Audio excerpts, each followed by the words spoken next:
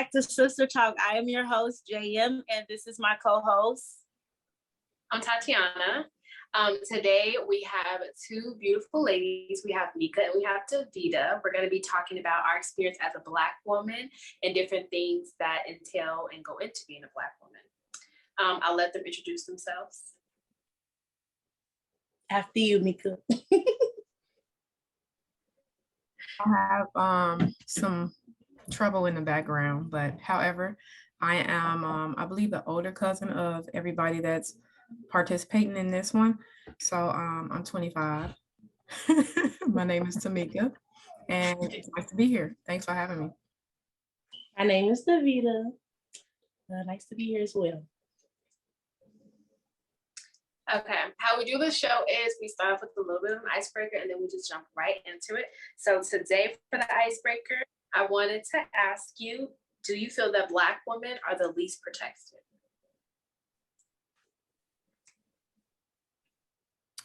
I can start because I do believe that Black women are the least protected in the world because I feel like we're last thought about.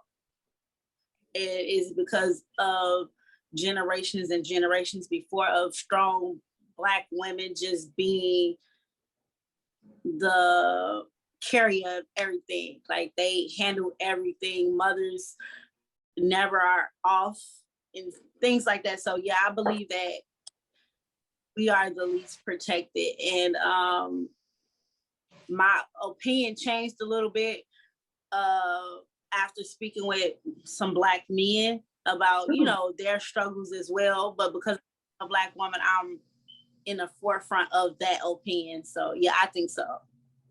And just to piggyback off of what JM just said, I do think that Black women are the least protected because we do have like that strong image. So like in regards to just being able to carry everything all the time, I think because we have that strong image that, you know, we're kind of forgotten about, if that makes sense. I'm used to seeing women having to play the male and female role so much. It's just second nature. Like it's no one for us to run to. Like we have to get it done. So. As for myself, I never thought about it like as a child. I'm only 21, so I never thought about it as a child. But in college, I studied women and gender studies, and it talks about like all different races or cultures of women. And I would say after those classes too, like I saw like struggles that, you know, other races or other ethnicities faced, but I feel like it definitely made me realize that Black women are like thought about last, like James said.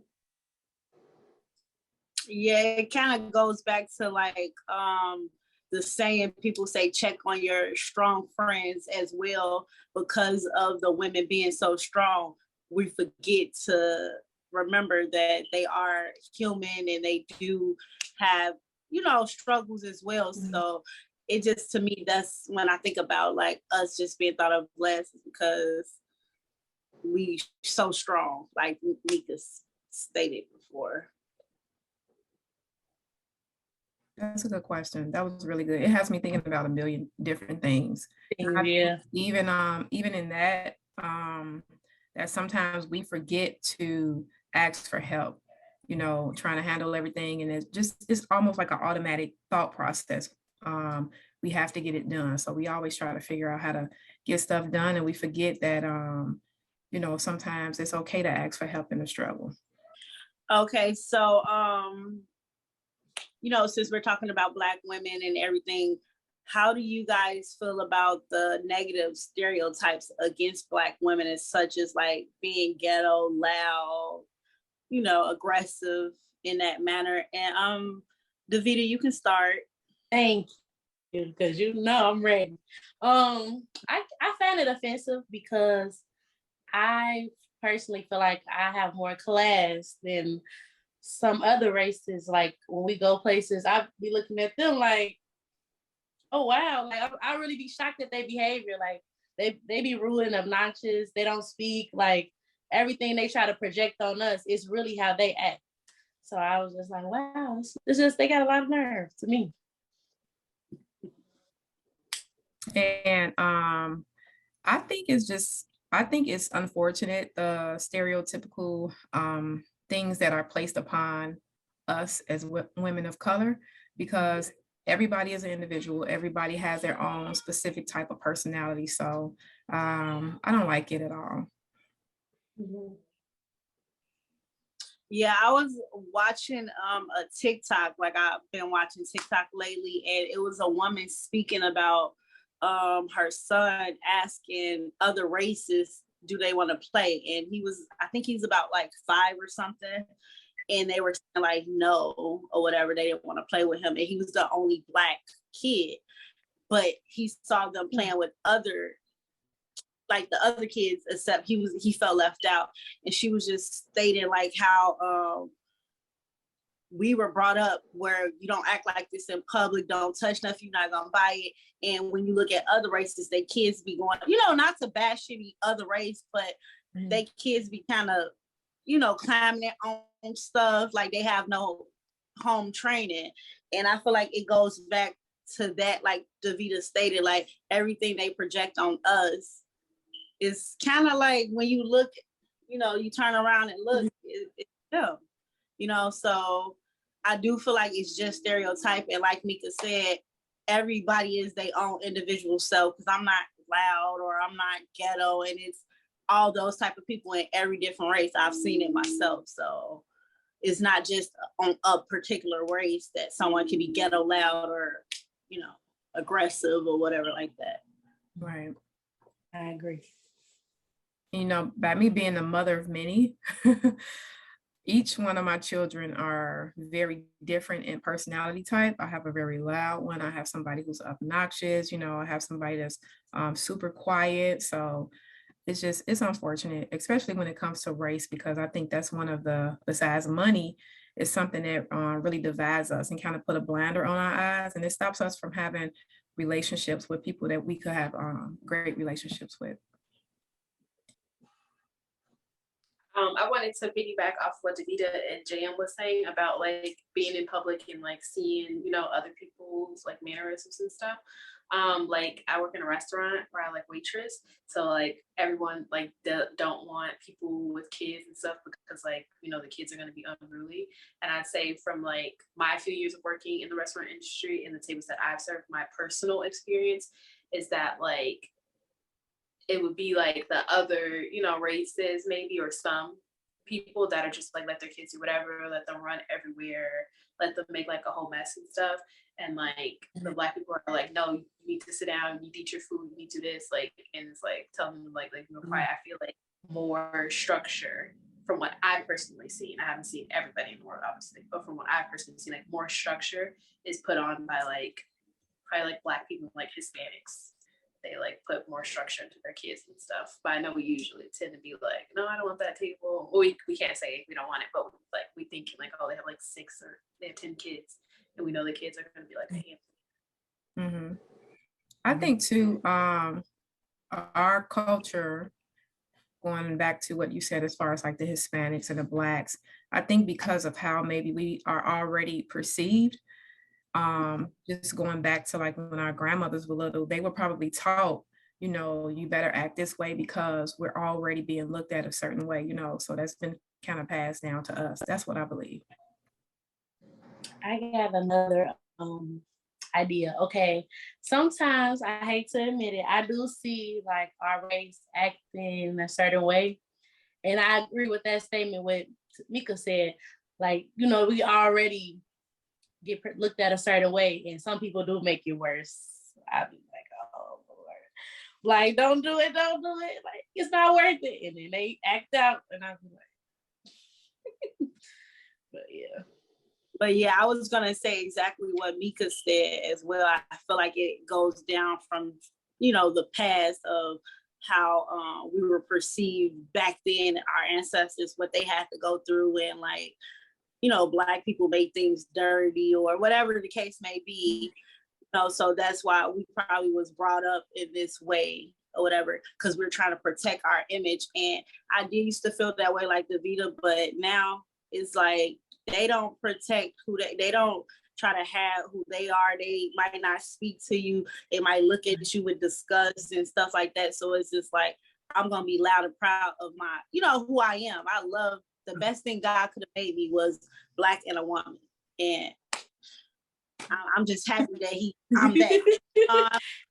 Like, I really don't care to be around people that don't want to be, I don't want to force my way into somewhere where I'm not wanted. I just rather make my own path where we are accepted and we love on ourselves, other than try to force our way in somewhere, like just make our own lane.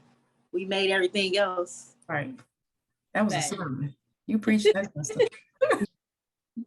Okay, so as far as like the stereotype about how do you guys feel about the workplace, how they perceive the Black woman, as far as hair and the way we dress, and a lot of Black women are shapy, so the things that they wear, they gotta be cautious about. Like, what are you guys' opinion or thoughts on that?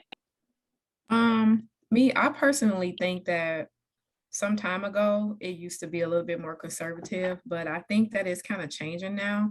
And I'm saying that because just over time, how Black women used to be looked down on, for their big butt, big lips, and now people are trying to get big butt and big lips who are not African American.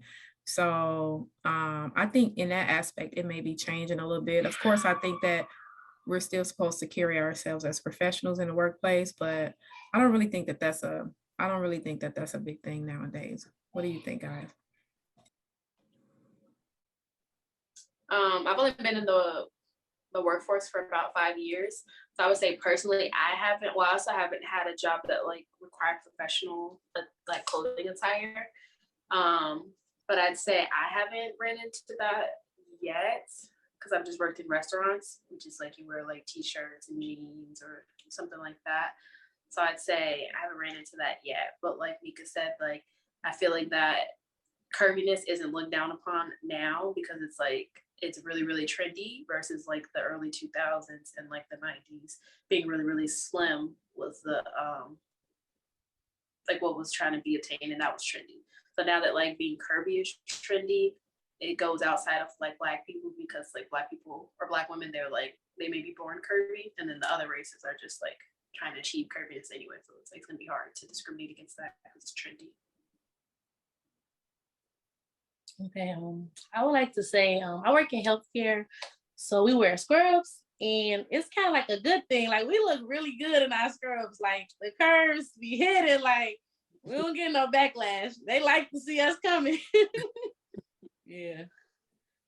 So I want to bring up what Tatiana said, like as far as her work history, and it's not to like, if you don't want to speak on it, you don't have to, but when you were working in Hooters, I felt that you couldn't, embrace, because you used to wear more of your natural hair a lot, as far as like the curly look and stuff like that. And they kind of told you guys you had to wear straight hair, and ain't nothing straight about Black women hair, naturally. So to me, that's kind of forcing that straightness on you. Like, you have to put heat. Like, for us, we try to protect our hair from heat.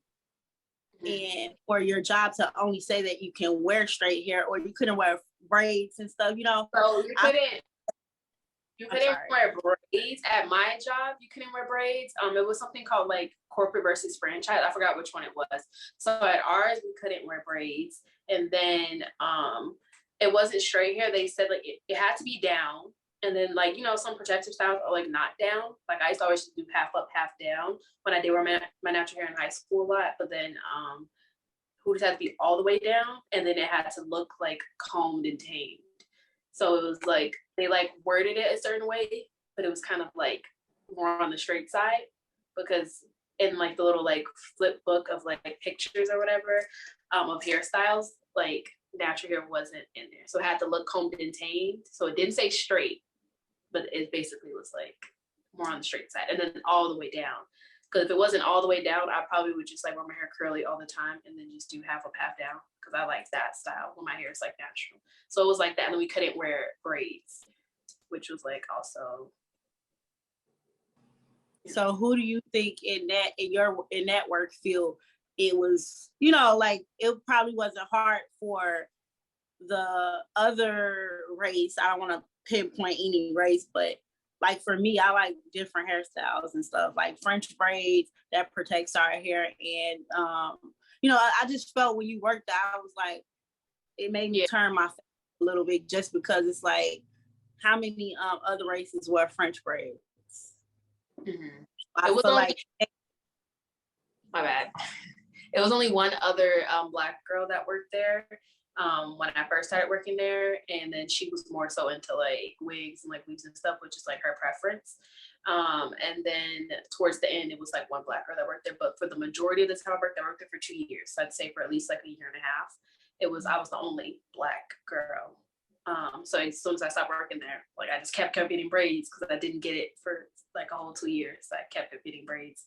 And right now I work at a Stephen Boyle place, and it's me and another Black girl, and we both like have braids, and we're saying how we're gonna get braids like for the rest of the year. So I just couldn't imagine going back now that I'm like, I don't know how I did it. And now my hair is like really, really heat damaged because I shredded my hair a lot when I worked at Hooters.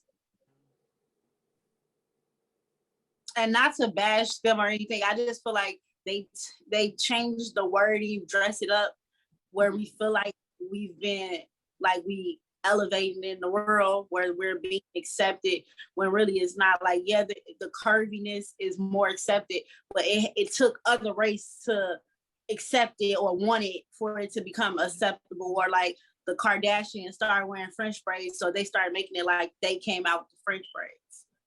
Excuse me. You know, so it's just like, yeah, they accepted more, but it took other people to do it for it to be, you know, accepted. You know, I'm not angry or anything. I feel like we need our credit. We've been doing this. Exactly. So. Yeah. So it took somebody outside of our race, basically, to make known what's natural to us to be accepted. Mm-hmm. Yeah, that is crazy. I honestly feel like everything we do doesn't get accepted until another race does it. And I just think that's so crazy. Like they literally steal everything we do and run with it, and now the whole world likes it. That's crazy. That's how I feel TikTok is. No offense to TikTok. If you ever want to, you know, boost my life up a little bit, I accept. I do feel like other races get real big off of doing dances that we've been doing.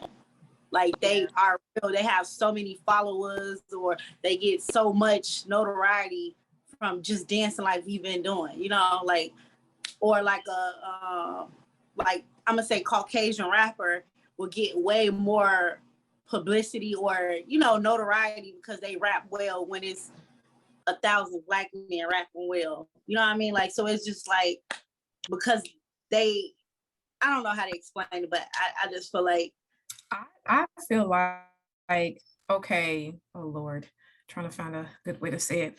I feel like, okay, the things that we do, we're so good at it, right? And that's never going to change because we are created from greatness. So that's like in our DNA.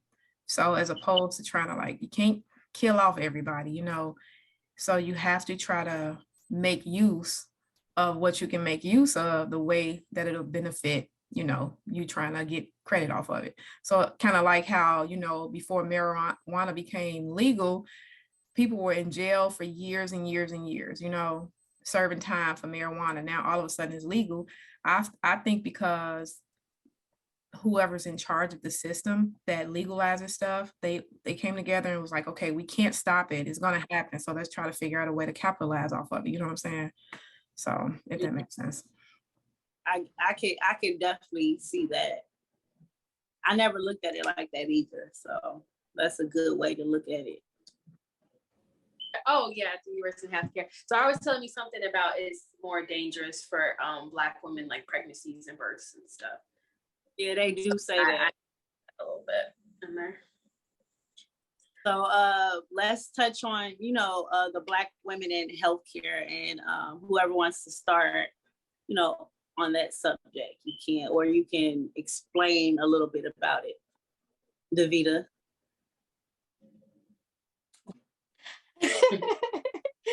I never thought you asked. Okay, so I'm a licensed practical nurse. I've been working in geriatrics for the past 3 or 4 years. And if you don't know what that is, it's really like the elderly population. And I love it. But I do have some patients who think because I'm African American that I don't know what I'm doing.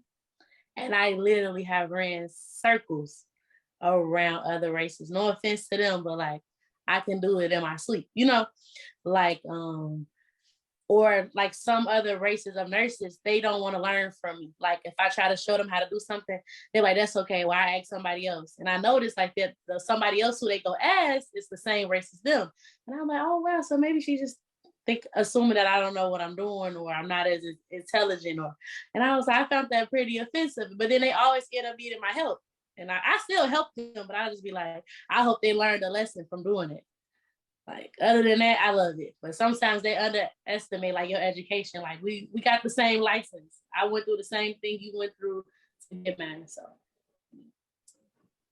that is really something else. I'm in school for occupational therapy, and the history of occupational therapy started with, of course, Caucasians, and the schools that I have been blessed to attend, they are actually trying to break the image of what OT and OTA looks like, because it's a lot of Caucasian, faces. So in the real world, patients are not only Caucasian, you know what I'm saying? So it's a lot of brown skinned patients. And fortunately, the people that run the programs that I've attended are trying to, open the door for brown colored people to have access as practitioners to the clients, because occupational therapy is a little different than just being a nurse or a doctor. We kind of treat patients based off of what's meaningful to them.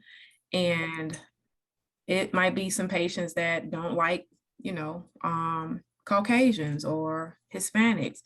And then if you don't have any Black people in the healthcare field, then what are you going to do? You're going to not treat this patient. So, but it's unfortunate how the world in the whole just looks at us, like Davida was saying, based off of our skin color, like we're ignorant and we don't know much. Just like we have all these deficits that disqualify us from certain things.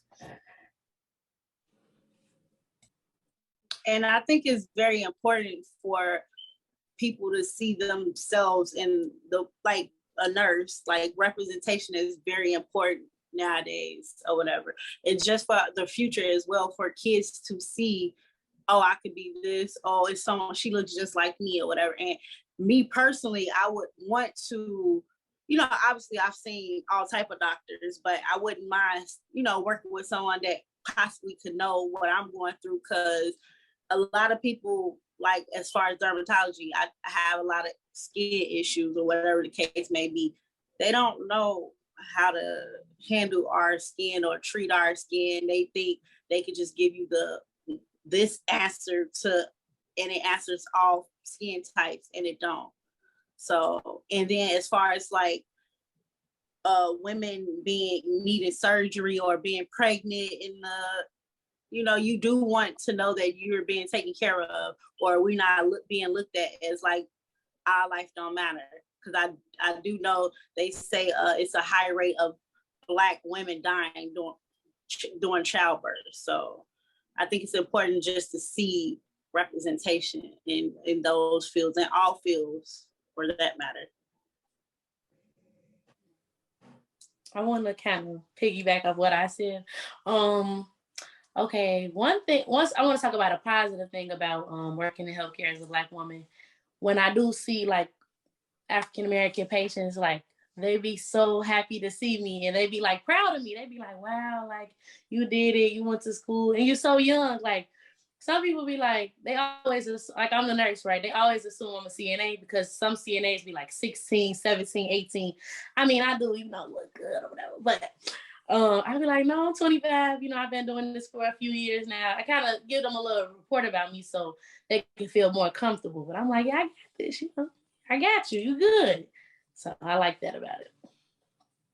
That's why representation is real good. I'm proud of you as well as just your cousin. Thank you. I appreciate it. To go back to what JM said, I go to the dermatologist on a regular for my scalp because I have like a type of alopecia. So like when I first switched dermatologists, I think she's like maybe Hispanic, I'm not sure. And, you know, they have like finer hair, so it's probably like easier to see their scalp. So like she was trying to tell me that like, oh, your hair still looks pretty thick. Like my middle is thinner than the rest of my hair. So I'm trying to show her my hair, and she was trying to tell me that my hair is like thick overall, and kind of not trying to like help me with anything. She was just saying like, no, it still looks pretty thick. And I'm like, no, like so I have to part my whole head and stuff to like show her that like this area is like thinner than the rest of the area, no matter if it's like thick, but it's like, I don't know. So I can like, if I would have had maybe like a Davita, then it would have been like more understandable. Just not like, oh, your hair looks thick overall. Like, no, I have like an issue with my whole hair, JM knows that like, you know, it's falling out and stuff before. So you have to catch it when it's thinning instead of like waiting until it's gone, you know. What's trendy on the other like races, but then it's like ghetto on Black people. And when I first was thinking about this like area to talk about, I personally thought of like jewelry, because I know Coachella is like you wear a lot of jewelry and stuff and it's supposed to be like really cute. But then I had learned like in one of my classes like a few years ago that like all the rings and stuff that like Black people would wear and like big hoops and stuff was like supposed to be like ghetto. But then like now Coachella is like they wear a bunch of jewelry and it's just so cute and it's so like, you know, so I that's what I thought about when I thought about something that was like trendy now, maybe on other races, but it's like used to be like not trendy and like seen as ghetto on Black people. Yeah, that's the same thing like how Mika stated before, like the curviness of women, Black women probably wasn't as acceptable in the other races' eyes, but now that is trendy, or you know they could get the surgery to look like us, you know, it's acceptable. And you can now see curvy models and stuff. Back then, you know, you had to be like this to be a model, and now everybody can be models now, which is cool, and I'm thankful for it or whatever. I love change or whatever, but we've been curvy, we've been here. Whew, this is a touchy subject for me, you guys. Sorry. Something I noticed about hair. Okay, I work in healthcare. I keep saying that, but it's just what I do. But it's a lot of hairstyles that I want, but I don't get it because I can't wear it to work. Like, because I'll be looked at different, or they might pull me to the side, or they might say something. But then if I see another race come in there with it, they think it's cute, or they won't say nothing to them. And then something that's kind of touchy, like, okay, you know how some races have blonde hair, but if I come in there with a head full of blonde hair, they will say something to me. I don't understand it. It's literally the same thing. Like if another girl coming there with pink hair from another race, they're like, oh, that's cute. But if I come in there with pink hair, they're like, that's unprofessional. So I'm just trying to get a clear understanding of what makes it unprofessional, because I got it on. I hate that. I hate it. I hate it so bad. I worked for a college back in my day. I'm a little up there, but back a while back, I used to work for a college, and that wasn't acceptable for us to wear it. And I used to see a lot of other races, mostly Caucasian, with like, you know, color hair or whatever. But for us Black people, it's more acceptable now, people wearing color and stuff, as far as just anywhere you see it. But back then I couldn't wear like no pink hair or no blue braids or something that automatically made me like ghetto. So it's just real funny when you sit back and think about things like, we've been doing this stuff. I've never had an issue with hair color, but here recently, since I go into like different clients' homes, I do tend to think about like, how are they going to perceive me because of how my hair is, you know, because I do the twist outs, and I just question it for some reason. I don't know why. Maybe because of, you know, what I know that's stereotypical about how people think about women of color with curly hair or natural hair. But if my hair is like how it is now, I don't worry about it. But if I do a twist out, I'm second guessing it. Yeah, when I do mine, because I used to wear my natural curly hair sometimes, when I like go out, you know, I don't know, I don't feel like I'm really done up.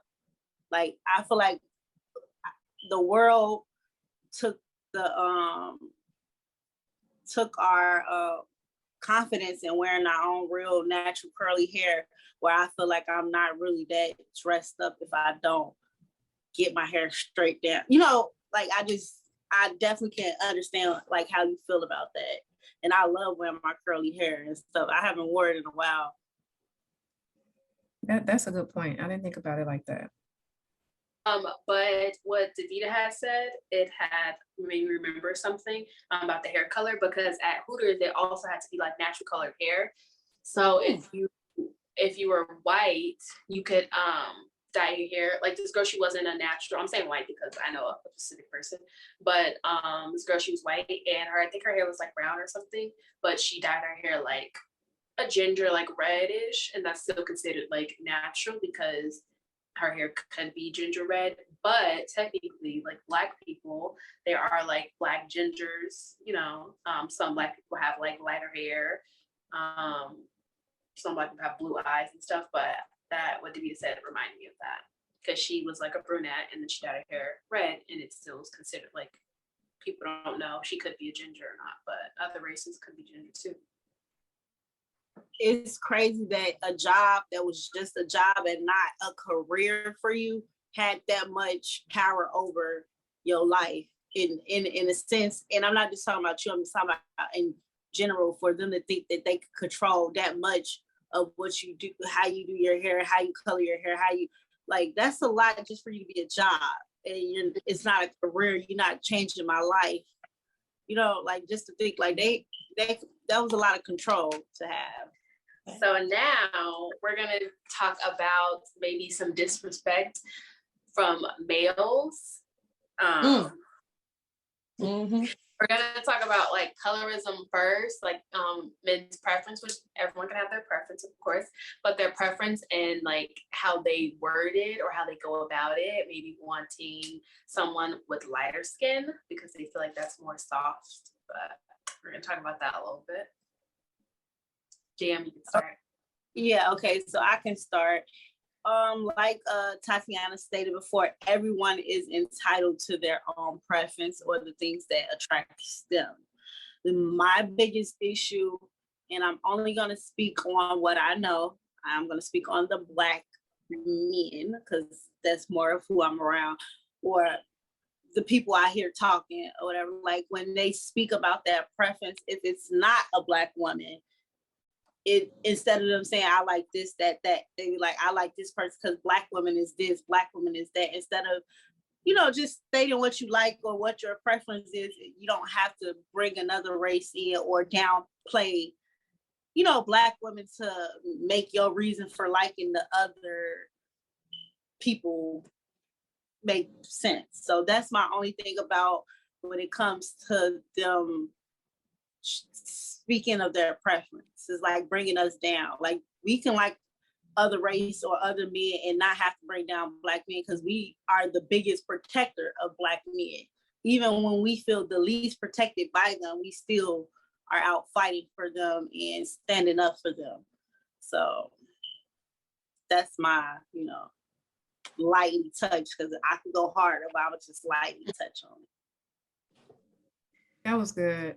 I'm thinking about how when I hear guys say stuff about like what Black women are and like what JM was saying, this is why I don't want a Black woman. I think it's really offensive, you know? And because I hate that. And I guess this goes with everything, but specifically with the subject that we're talking about, I just feel like when they do that, they categorize every single woman in the same thing into the, you know, like you're looking at one woman like she's everybody, and that's not the case. I think it's very mature. I think it has to do with the mindset of the person, you know, depending on like how they've been hurt or their experience in a relationship. But at the same time, no matter what you've experienced, you have to know how to get over that. You have to be mature enough to experience your own healing. You know what I'm saying? Because if the mindset of a man is like that about a Black woman, then it's like, oh, you having Black kids, you know what I'm saying? What if you have 5 Black girls? So yeah, I don't like it. And to touch on what you said as far as they have to deal with the things that hurt them or what they dealt with, it's crazy because how we allow people, us women, I'm gonna say women because other races may do it as well, but we allow them to be able to get over their hurt, but they expect us to get beat, battered, smacked up, mistreated, and still come out as this beautiful sunflower. No, that's why I say we the least protected, but we the most understanding, and we still give them chance after chance after chance after chance after chance, even when they prove themselves not deserving of chance. But I'm not God, so I can't tell anyone when their chances are over. But with me, that's all I got to say. I think that might go, well, to me, what it made me think about was the image that we hold as Black women, you know what I'm saying, as far as being strong. But I guess I've heard some men in the past say stuff about, it's almost as if this individual that I'm talking about had in his mindset that no matter what I do, my lady is supposed to always be there. No matter how much I mess up, no matter what I take her through, she should always be there. Like, don't ever change, just stay the same, and that's impossible. So I just think that when it comes to that, you have to have the right mindset, or you'll categorize everybody into the same box. I would like to say that it's very hurtful. Like, I hear a lot of backlash about Black women coming from Black men, and it's just so crazy to me because your mother is a Black woman. So it just doesn't make sense. Like, I mean, also, sometimes Black men expect us to treat them as if we're their mom. And it's like the things that your mother might have did, I'm not going to do it. Or like, it's like we don't put up with a lot of stuff, but then we do put up with a lot of stuff. So it's kind of like they like us when they like us, and then when they don't, they don't. But it's like they can't live with us, can't live without them. So it's just like, I don't know. But it's just like, honestly, I don't hear any other race but African-American men talk about Black women so bad. Like, I just always hear them saying, like, were we not doing right? Like, I hear bad more than good. And I can't understand it for the life of me. Like, I don't think I might not have ever heard no good, honestly. Like, they just always talk about Black women and why they don't want to deal with them no more and all that. And I'm just like, okay, well, do we do anything right? Because y'all always in our face, and we always taking y'all back, and y'all keep having these baby showers and gender reveals. So it got to be very much something they keep, you coming back, you know what I'm saying? So it's just like, yeah. I think, and then also I think it might just be like a big front. Like, they just want to say it because they think it sound cool, but like, or do y'all really love us? Like, is it a love-hate kind of thing? I don't know what's wrong with them. Yeah, so I feel like to touch on what Davita said, like, as a Black woman, and see, like, I have a lot of Black women in my life, my cousins, sisters, and I just feel like it, for the most part, I feel like we don't never get the man fixed, if that makes, like, together, like him already together. It's like pretty much we building him up or working through.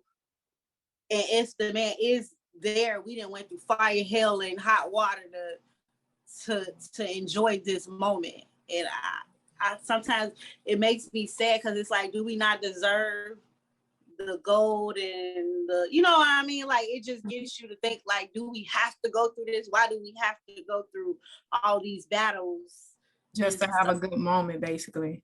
I've thought about that a lot, and I think that because of just maybe the experience that we are used to growing up, because in my opinion, I've never seen a functional relationship where it was just, a lot of mutual respect and, just a good balance and not a lot of toxicity. So I think that because of what we were used to seeing, or used to seeing exemplified in front of us, that's even like from being a female that has had experience in a toxic relationship, a couple of them. I think almost to a point, you think, okay, you have to deal with this, or this is something that, I have to experience because of what I want or who I want. And we don't have to accept that, you know what I'm saying? So, and it's just unfortunate. I think it just comes from a lot of misteaching and immaturity, and sometimes on both parts.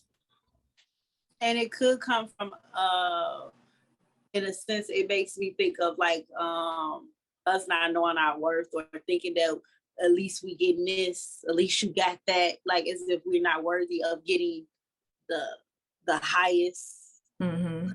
I've heard people say, well, at least he's not beating you up, at least he's not doing this. And it's like, okay, just because he's not, I gotta look at what he's not doing to be so happy with the things that he might be doing. So Right. Yeah.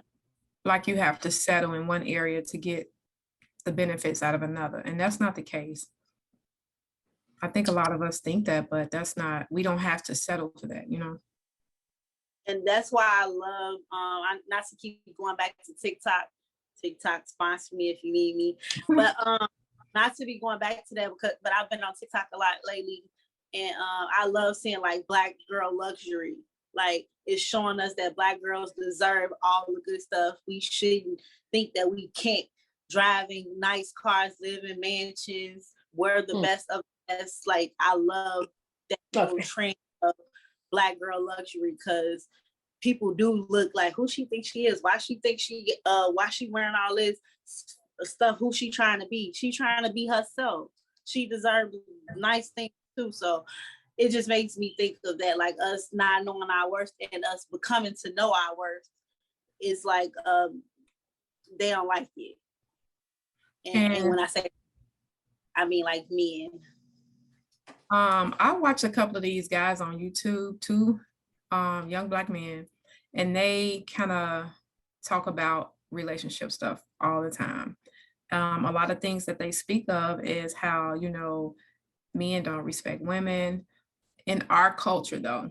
And they just basically give a lot of good information out there as to like why they think things are like that between the Black woman and the Black man, and how it has just been a lot of misguidance in that area, especially with like men though, you know what I'm saying? Because I feel like when men have a certain image in their head about women, and it could be vice versa too, but I think a lot of stuff sits on the shoulders of men, but a lot of our men have not come to a point of maturity to where they can help the woman grow, you know what I'm saying? How they should.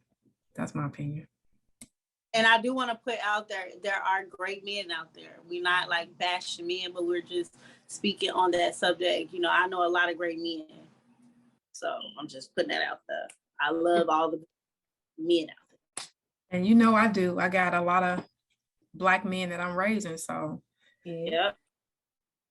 What I find ironic is that Black men especially speak on so much about what a Black woman should be, and they aren't even a man. So I'm just trying to understand how do you set the criteria, or who died and made you God? Like, I mean, you know what I'm saying? So like they always got these crazy expectations, and like you can't get them to take out the garbage or cut the grass or fix a doorknob or put a light bulb in, So I'm just trying to understand, like, well, what are you supposed to be doing? But we be more like accepting to them, and like they go to jail, they call you to bail them out. So it's just kind of like, I don't know. Like, I feel like they're very confused. Like Mika said, they're not mature enough. Like, I don't know. It's like women, I feel like we got so much love to give to them, but they act like they hate us, but then they love us. I don't know. They don't know what they want to do. Like, for instance, like, I'm not trying to get all lovey-dovey, but I have so much love to give, like, and to a Black man especially. It's no offense to any other races, because I'm not saying, we can't make something happen, but I want to have like a beautiful Black family one day, these beautiful chocolate babies. Like, I just want it, you know what I'm saying? But unfortunately, with this dating scene, it's nobody that I've previously dated now that I would have their child. And it's sad to say that. But it's like, oh no. Like I'm beyond scared straight. Cause I'm just like, no, that's I not don't gonna work. think it's sad to say. I think what I do think that is good that you recognize that, because I feel like when it comes to the area of relationships, that even though men may be mature, you know, I'm not saying that the woman is always mature, but keeping in context as to what we're talking about, if the man is not mature and the woman doesn't know her worth, I think that that's a recipe for disaster right there. And I think one of the reasons why things keep being repeated in that way is because of that dynamic. Like a lot of women, I guess maybe because of what we want. I know, speaking personally, my past situations have been always what me accepting certain things because of the idea of what I wanted, you know what I'm saying, or what I was hoping for. And that doesn't necessarily mean that I was super mature, because I'm still growing and learning a lot of stuff. But I think when you have someone who's immature and they're looked at as the man, you know, it's just a lot of unbalance and a lot of toxicity that can happen just because of the dynamics of both the man and the woman. I think it's important. Like I really, really preach. I haven't, went there yet, but I kind of think therapy would help a lot of things where we kind of could learn more about ourselves than what we can, give. But until we feed into ourselves, it's not gonna work. Cause I saw, or I had issues in my previous relationship where I realized I expected him to respond a certain way because what I think a person should do, or how I think a person, like more so if I realize it might be daddy issues, or like what I picture a great man should be. So I picture it, this is what he should do. So if I have car problems, I feel like he should just run to me and drop everything. And it's like, I might need to sit back and, like I realized I put some of my issues into like him as well, if that makes sense. Like, so I just feel like we all should like get therapy, or most like therapy ain't a bad thing to, just to see how the way you react, why you're reacting this way, or why you feel this way. Like, I haven't personally started, but I want to. And I think that's awesome. Yeah, I would suggest that too, just like as an individual, just trying to grow and maneuver through life. I think that's important. And I think like even if we can't afford therapy, that, because we want to grow and become better as individuals, that it's okay to ask the questions like you were just saying, like, why do I respond like this? Why is it that I allow these things? And I think with certain questions that we ask ourselves, we'll start getting a lot of answers as to why we respond or react to certain things, or even accept certain things that we accept off of people. I wanted to touch a little bit on what JM said, how you said that you were sitting and thinking that you may have like some of those things that you respect from a person might be like daddy issues. I was just thinking that like dad issues could be like in reverse. Like I'm raised by my father, and like now my brother like lives with me. So what Davida was saying about like the men have like all these high expectations, but can you like change the tire? They don't take out the trash, like that type of stuff. Like me and my sister, we live with our dad and our brother, and we don't worry about that type of stuff. I feel like they're like older, so I feel like men now like 20s, it's just kind of like they don't think about, car issues, like what the man's supposed to do around the house, but then they'll expect so much. Like I know if I have any type of car issue, when I wanted to go get a car, my brother sat in there for like 8+ hours with no problem, no complaints, like helped me find a car. And if there's anything like trash day, I don't know, me and my sister, we don't worry about trash day. That's like up to my dad and my brother. We don't worry about any like yard work and stuff. So it's just like the expectations are really high. But then are you doing like that type of stuff? So I feel like I'm gonna have issues when I like try to get serious with someone. I'm thinking like, well, my dad and my brother can do X, Y, and Z. Can you do this? Like, I think that's how I'm gonna think. So I feel like it could work in different, that your expectation could still be high from somebody because you've seen what a man does or what a man can do. I think I'm glad Tatiana said that about the expectations, guys, because I dealt with someone and okay, he came over. He didn't take my garbage out. Do you know how upset I was? Like, I never talked to him again. But just because he didn't take the garbage out don't mean he wasn't a good guy. But how can you walk past it? Like, my brother or my father would never, especially my dad. Like, I'm a daddy's girl real bad.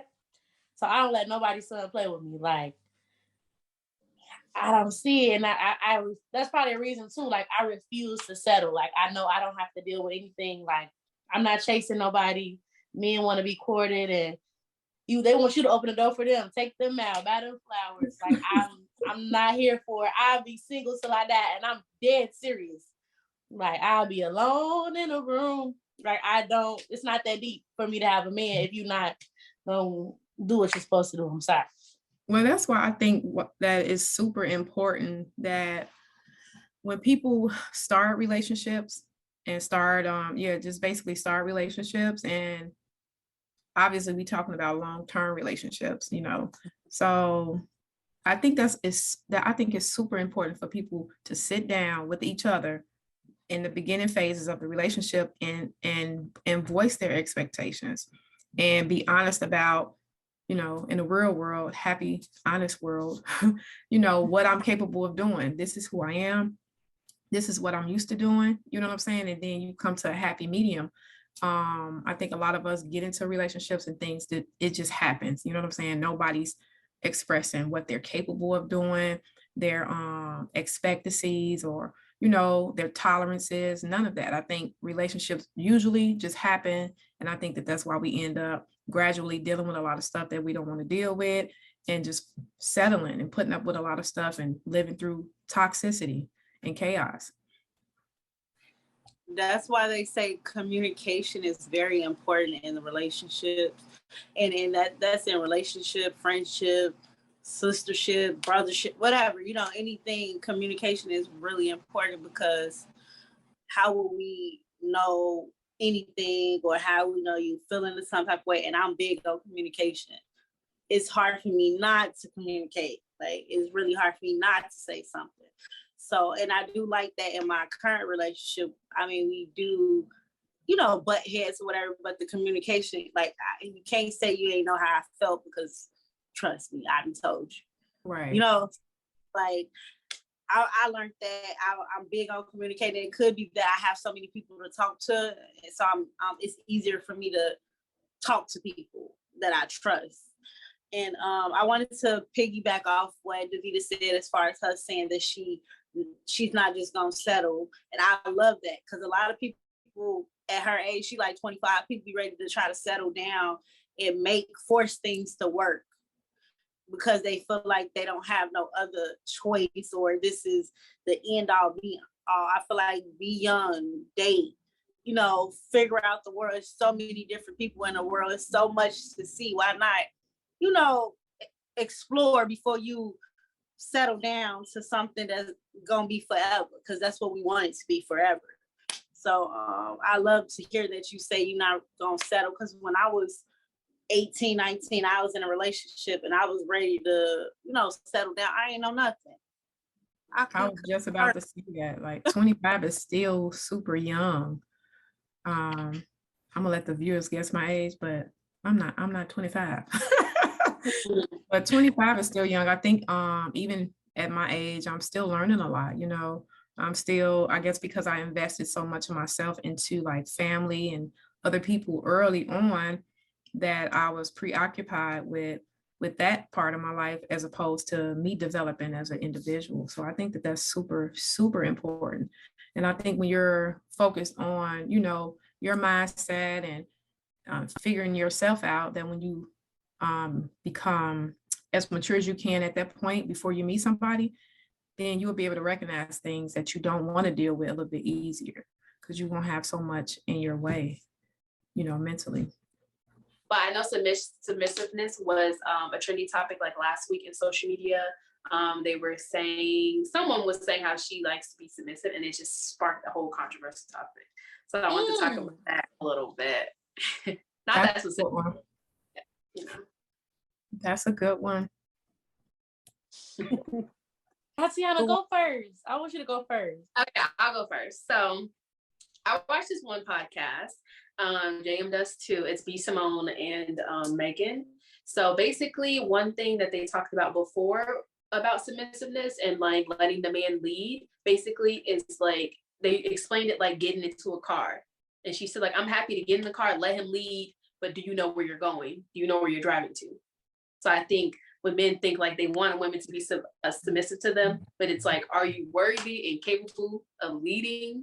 Do you have a plan for us? Are you willing to take on like the baggage and, you know, just like basically, are you capable of handling the whole situation? Or do you just want someone to be like, yeah, I'm letting him lead and y'all don't know where you guys are going? So, Oh my gosh. I agree with that 100, 200%. Okay. Because I think when we hear the word submissive, a lot of people probably think control or obey, like you got to be obedient. You know what I'm saying? And I think the word submissive or submissiveness, it has a lot. It's a lot to say in just that one word. Because I think, okay, in the event that, you know, I'm in a relationship, we're going to both be submissive to each other. It doesn't mean that I just have to follow everything he says. I think he's going to be, you know, and I can't remember where in the Bible, but it talks about the man being submitted unto God. And then, you know, the woman being submitted unto the husband. It's somewhere in there, something like that. But I feel like for me personally, my guy would have to be submitted unto the Lord. If he doesn't have a relationship with God, then who is he listening to lead us anywhere? And, you know, I feel like women have to understand the man's vision. Do you even want to walk this way? I think submissiveness has a lot to do with respect and all of everything that Tatiana said. Because where are you going? Where are you taking me? And then you have to be a strong enough woman, you know, to be like, okay, this doesn't make sense. And if your husband is submitted, then he'll listen to you and your suggestions, because it's a lot of wisdom that come out of women. So yeah, I don't think it has anything to do with control. I think it's people think obey, you know, obey the man, respect the man, kneel down, bow down, all of that stuff. That doesn't have anything to do with it.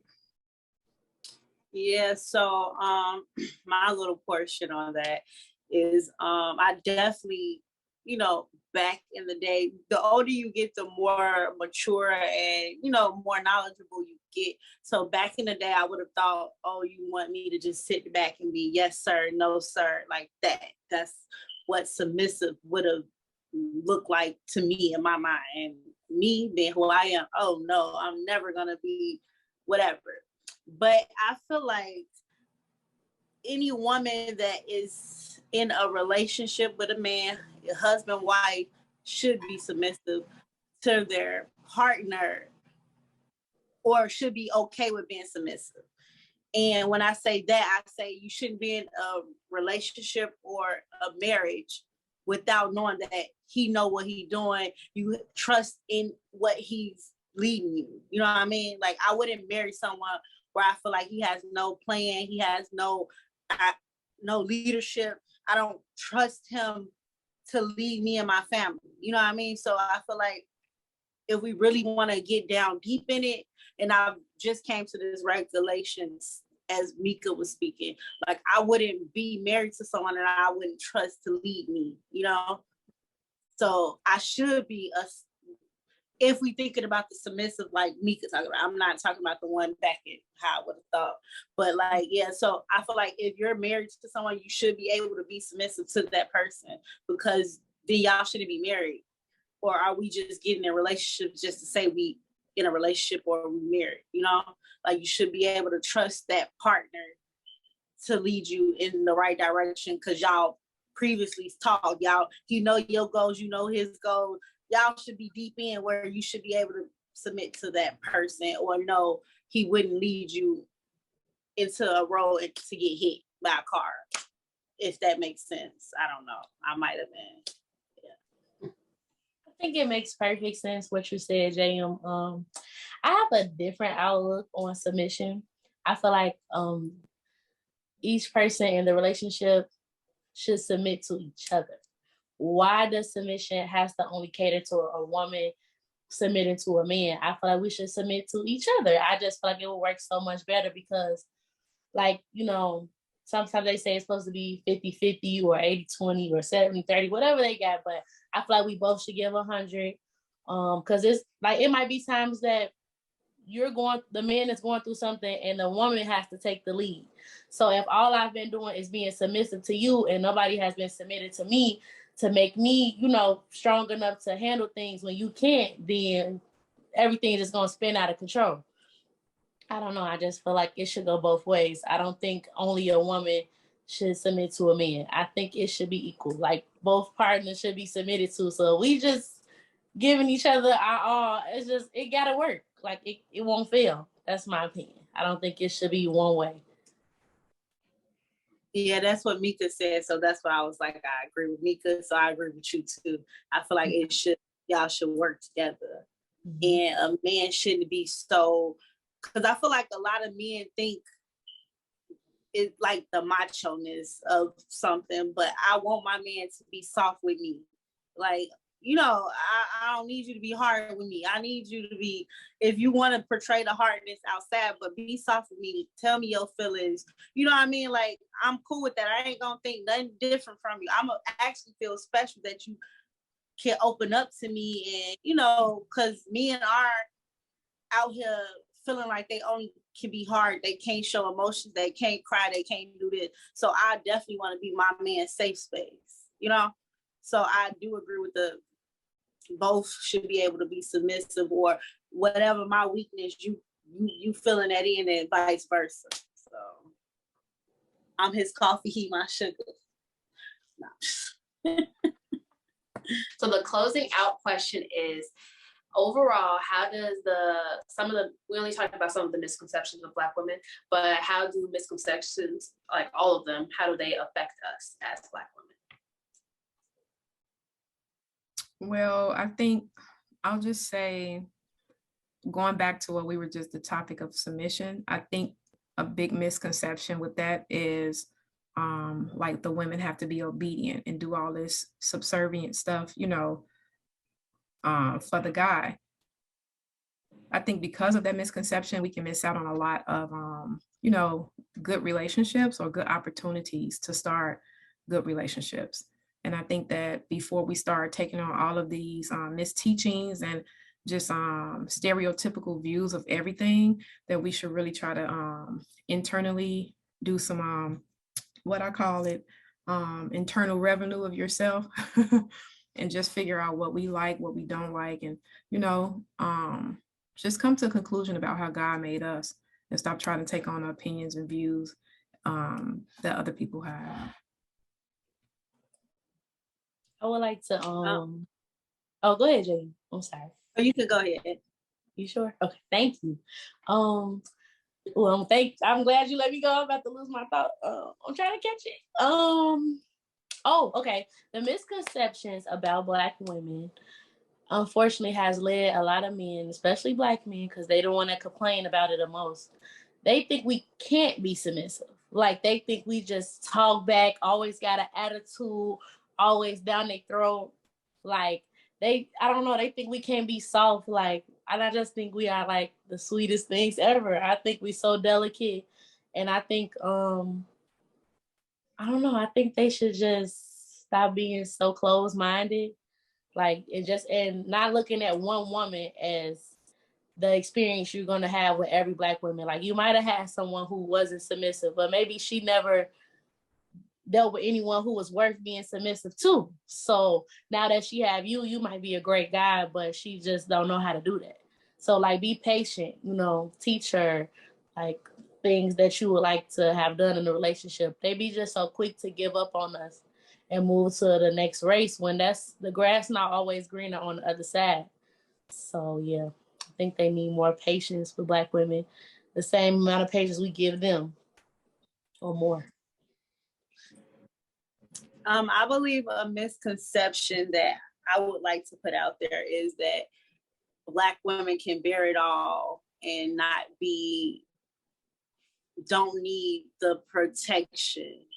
Like, yes, we are strong. yes, we dealt with a lot and can handle a lot, but we shouldn't have to. Like, so I want to put out there in the world that we do want to have somewhere to run to. We don't want to only be the place to run to. We want to be soft. We don't want to have to feel like we got to speak up aggressively for ourselves or whatever. So that's a misconception that I want to put out there. We are very soft human beings. I think for the misconceptions and how like it may have affected some behaviors and stuff is what we were talking about earlier about how some stuff is seen as like ghetto and stuff, so we might overcompensate so that people don't think that and then we'll feel comfortable when it becomes like comfortable with everybody. Like I feel like if our curly hair, our natural hair, if that's what we want to wear to work in a professional workplace, that's what we should just do. We shouldn't like, wait until it becomes like super accepted. And I'm talking about not just everyone. Like, 'cause I know I've done this. Like I could have been wearing my natural hair, but I didn't feel comfortable doing this. So I just kept straightening my hair, and that's not the state that my hair should be in all the time. So I think that we should just, for some stuff, which we do, we're good about stepping outside the box. I just think that just needs to be normalized a little bit more.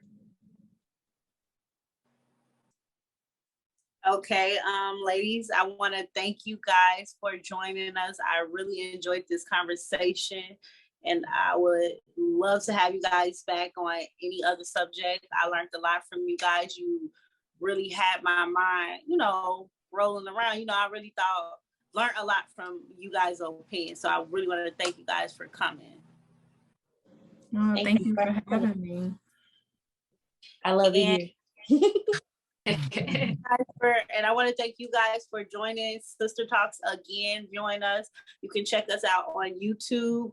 You can check it out on Apple Podcasts, Spotify. Thank you. See you later.